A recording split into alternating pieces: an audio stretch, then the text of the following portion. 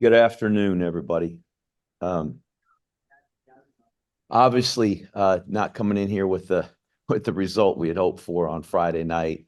Um, Congratulations again to Tarleton. They got a really good football team. They're well coached, very talented, and beat us.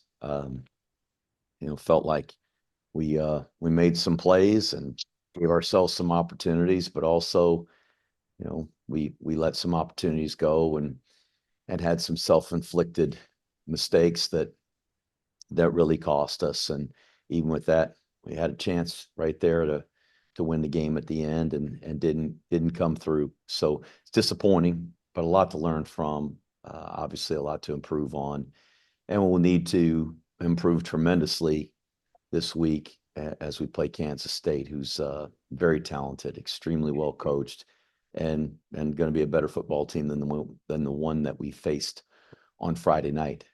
So we're going to prepare our team and and hope that we can play a lot better and give ourselves a lot better chance this Saturday than we did the last time out. And we're grateful for the opportunity to play a great team like Kansas State. It's one of the things that our guys really, I think, cherish in their experience here at West Point, is the opportunity to play against teams like this and in games like this. And it's just part of the experience of college football. And as I said, they're a great team.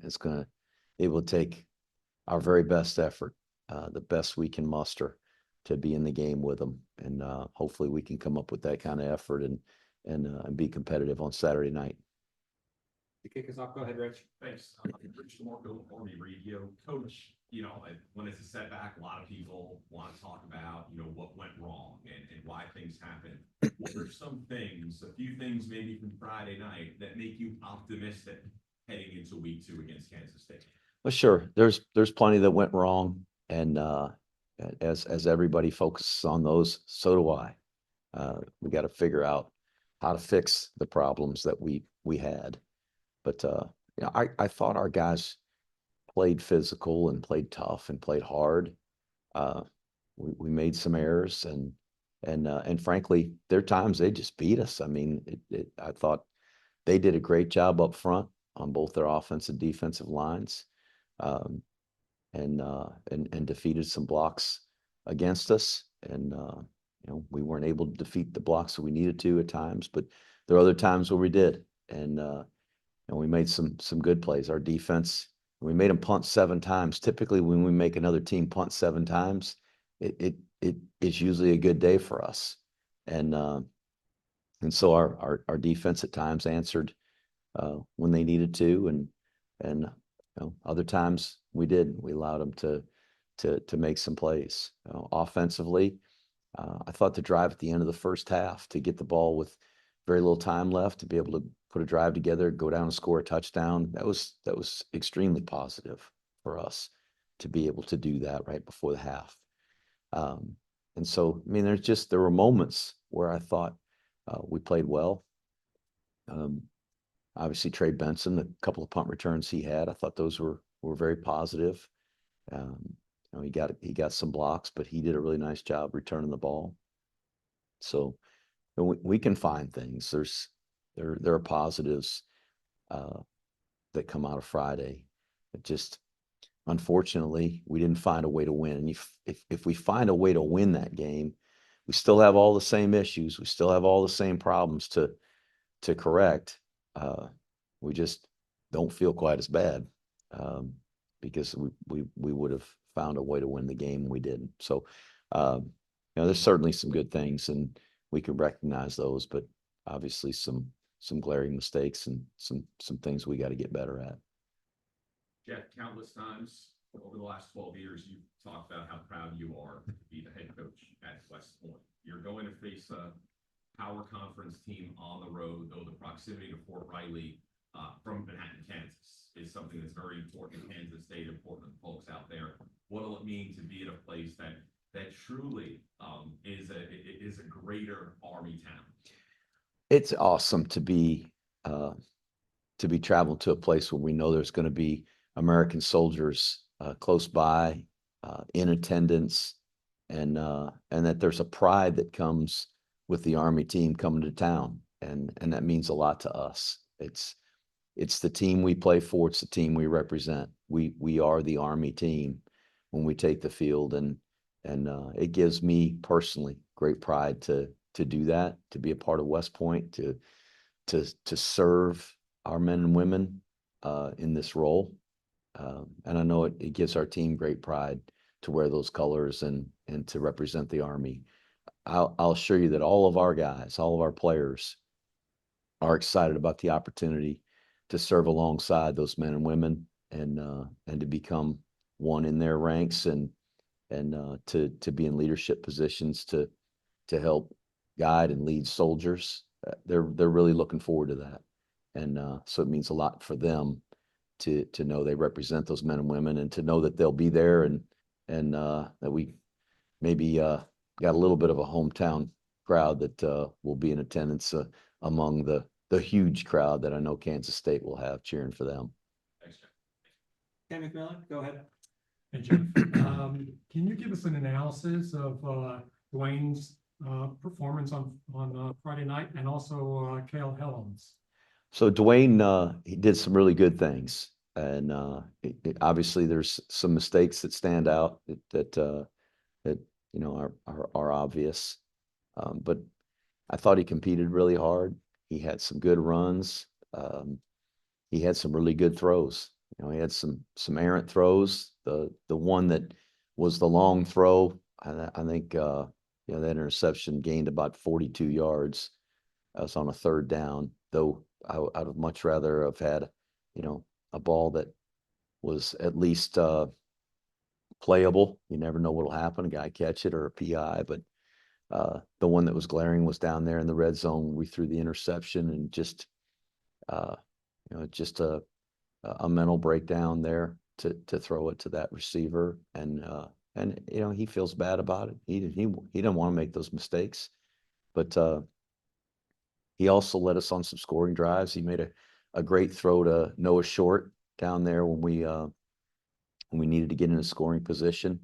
He made a great throw, and Noah made a great catch, and made a great throw to Brady Anderson on the post route. There were a lot of things that he did really well. So he's just not as experienced, and I think any player who lacks experience is going to make some mistakes at times.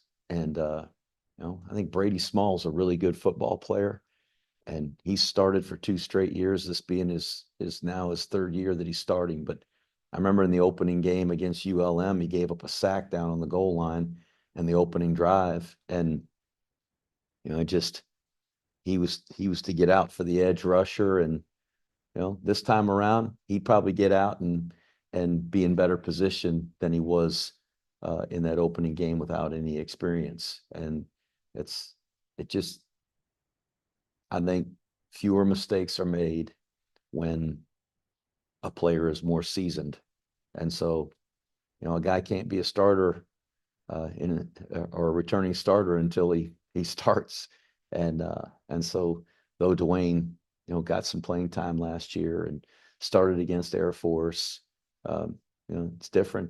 It's his team. He's the starting quarterback, and you know, there's going to be some mistakes that are made, and he wasn't the only one. But I thought he played really hard, and I thought for most of the game he gave us a chance to win. I was really pleased with Cale Helms. I was very pleased with his performance, his effort, his toughness, his leadership, to come in off the bench, and not a planned entrance to the game. This was Dwayne's hurt, you got to go in. And so to come off the bench like that, that's not easy to do.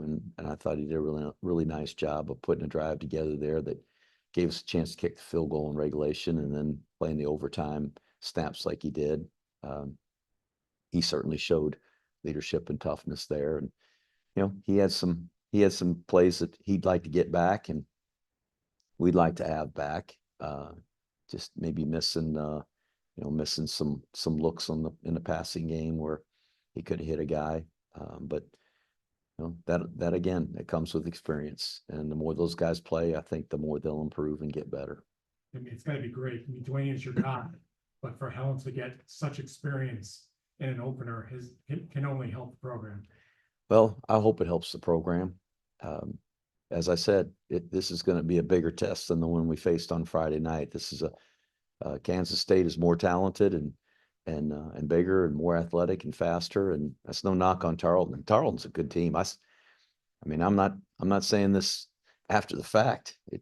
We knew it going in that team could play in an FBS league and be a bowl team. And just look at the teams that play at the the top level of the FCS. I mean, I've been on that side of it. I've been on that side of it. We had pretty good players at Georgia Southern, and we gave a lot of people fits, including beating Florida. And that's teams that play at that level, at the highest level of FCS, and have talented teams. They're pretty good. And this team was a good team. But we know Kansas State's one of the most successful football programs in the country in the last 25 years. I mean, they are dang good. And what what Bill created there and has continued, it's just amazing. Coach Snyder, incredible coach. And now Coach Kleiman, he's just cut from the same cloth. Tough teams, great defense, run the football, and so it'll be a real challenge. Any specifics to Kansas State that you're, have concerns or? Well, in the first two games, I think their opponents are averaging about 2.5 yards per rush. That's a big concern. We're a running football team, and they're pretty darn good at playing the run. Coach Kleiman and I squared off against each other. His days at North Dakota State, mine at Georgia Southern, and he's faced option teams in the past, faced other academies, and he's a defensive-minded coach and does a really good job at coaching his teams. Offensively, their quarterback is really fast. He throws it great. They've got running backs, receivers, skill guys that are really talented, productive, an offensive line that, they're not, you watch the games, they're not giving up sacks. They do a great job just controlling football games, and that's what good offenses do. So, and it's just, there's a lot of concerns, just how talented they are, how confident they play as a team, how well coached. It's a really hard team to beat. I mean, ask anybody in the Big 12. Those guys all got 85 scholarships, just like Kansas State, and access to the transfer portal. And, not a lot of teams in that league can beat Kansas State. And so it'd be a real challenge for us. And last thing, Jeff, can you do a little deep dive on the specifics of the O-line and how it jogged with your run game? Our own offensive line, at times it was good. Obviously, we popped out of there a couple of times. Hayden Reed had a nice run on the power. We got the B-backs going a little bit on the zone dive, and there were other times where we couldn't get a double team. Tarleton was defeating double teams and running through us, and couldn't get movement at the point of attack. Times where we blocked the wrong guy. That's all our responsibility. It's my responsibility. We got to coach better. That's where it starts. Not just playing better. We got to coach better. And if we coach better, our guys will play better. And so I think Mike Vitti and Chested Blackshear do a great job coaching our offensive line. And they're a tough-minded, rugged-minded group of guys that want to play hard and physical. And so, that starts with the way we practice and the way we prepare. And obviously we fell short of our expectations on Friday night, and what we could do to to move people and be an interior run team. So we got to do a better job with that, and that'll give us a better chance. Austin, go ahead for whoever's on Zoom. We'll go to Sal Interdonato first of Black Knight Nation. Hey, Coach, hope all is well. Sal, I have a question about second half first downs. I think there were 4 negative plays, put you behind a little bit. Is that concerning to you? Is that more scheme? Is what can you say about, the struggles maybe a little bit on first down in the second half? it's really concerning, Sal. We had 10 negative yardage plays on the game. That's way too many. And it's one of the things that we try to make important is to eliminate negative yardage plays. And we're not a team that always is able to create these big explosive plays for 40 and 50 yards, but to eliminate negative yardage plays helps us stay on schedule. And to get those on first down to put ourselves in second and long, man, that makes it really, really tough to operate. And so it's a concern. Overall, just having negative yardage plays, but certainly to start a new set of downs with a negative yardage play is a challenge. And some of that was just I think just our responsibility as coaches to make sure our guys block the right guy. And we didn't do that all the time on Friday night. And I don't know why that is. I know now. We watch the film and we have a chance to talk through it, but it shouldn't happen. It's our responsibility. Got to make sure our guys block the right guys. And there's an onus of responsibility on coaches and players to be on the same page and do that right. And we can't stand out there behind them and say, okay, here's the play we're going to call. This is the way they're lining up. You go block that guy and tell all 11 guys exactly what they're doing. That's why we practice, so that they can go execute those things. So there's a responsibility for them to get that right, but also for us to make sure they do. So I accept responsibility. We all have to accept responsibility for the failures and shortcomings. And the bottom line is we better block the right guy, and then we better do it with really great fundamentals, or we're going to struggle to move the football on offense. And I'm confident that we'll get our guys coached up and that our players will prepare, and we'll do a better job of at least getting to the guy we're supposed to on Saturday. And then hopefully we use good fundamentals and give ourselves a chance. Did missing Liam Fortner on the outside, his perimeter blocking, affect your running game at all? Would that have helped on against Tarleton State, or do you think that was an impact? Or Sure, I think anytime there's a player with experience like Liam not in the game, we miss Liam. He's really good at that. He's the best guy we've got doing that. And hopefully he's going to be back and healthy and be able to help us do that going forward. There are times where we got the ball kicked out there on the perimeter. We got some yards on pitch plays off the option and the toss plays out there, and we weren't able to sustain blocks through the duration of the play, and guys came off late. We had one where we pitched it out there. Noah Short had a holding call on a long run that got called back. Liam wouldn't have been in that position to make that block because he plays a different position. But there was another one going toward their bench, going toward the scoreboard, where early in the game, we busted out of there, and the DB came off of the stop block by the receiver. And I mean, those guys are all trying hard. They're physical and tough, but there's just some guys that with experience do a little bit better. And Liam has a lot of experience and he does it pretty good. So hopefully he'll be back before too long and be able to get in the mix and help us. One last one, Coach. I think that 10 guys started their first game against Tarleton State. Was there any one of the 10 that maybe jumped out a little bit more on film after you guys watched it, who had a good first start, so to speak, for you guys? Well, that's a good question. I thought Colin Madison played really hard, played pretty well. I think that was he probably was one of those guys with his first start.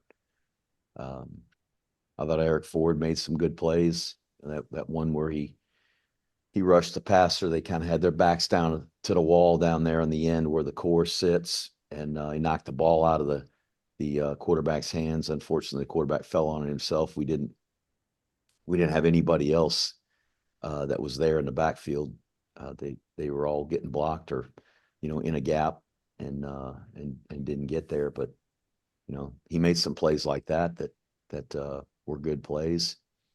I'm not sure if he was one of those guys. I don't know if he'd started before or not. I know Ella was the regular starter there in the past. I thought Hayden made some good runs. He's started games before, but being back at the B-back position, all the guys that were in there made some plays throughout the night, but they made some errors too. We had some guys that have started a whole lot of football games for us that made some errors on Saturday or Friday night, and so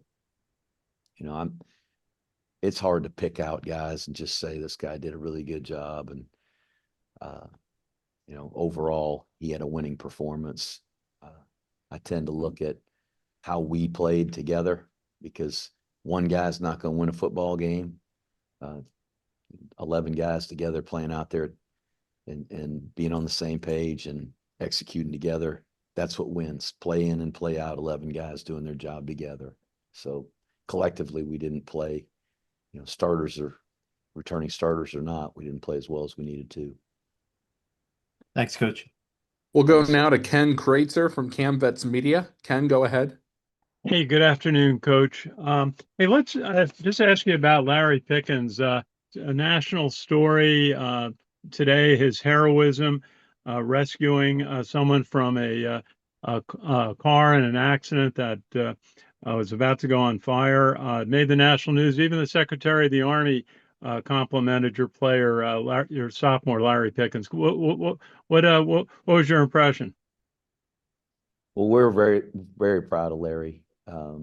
Larry and his family, they came upon that accident before anybody else had gotten there. It obviously had just happened. And I don't know the whole story, but just Larry, just as cadets do, as people who are servant-minded do, he didn't stop and consider, is this going to be dangerous for me? He saw somebody in trouble, and where a lot of people would stand by the wayside and maybe turn their phone on and not do anything, or just call 911 and not get involved. What our cadets do, what our men and women that serve do, what our first responders do, is they rush toward the trouble and the danger, and he did.